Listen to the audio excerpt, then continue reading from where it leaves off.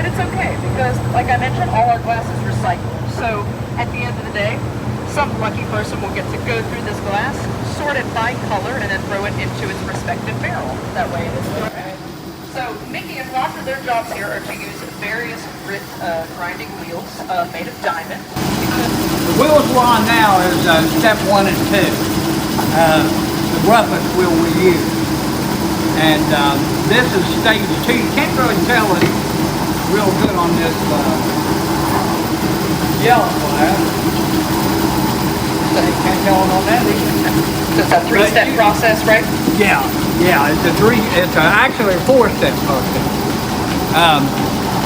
You'll notice it's a little dull, but it's smooth, but we want to get rid of the dull and make it shiny like the rest of it. So what we'll do is we have another wheel. These have already been done on that wheel. So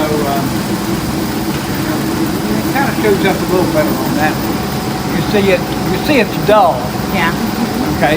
We put it on this stone to gauge it with a level and make sure it's stable. Now this one hasn't been done yet. You can see it's just out a little bit. It's not much. It's not flat. We want this end to come down a little bit. And we bevel edges around the whole piece. And but we'll take it right, cut that down a little bit too. Now this is our roughest wheel here. And you can see it's magnetic. So what we can do, we can shut those wheels off, stop it, and switch them out really quick. If you want to touch it there, you can.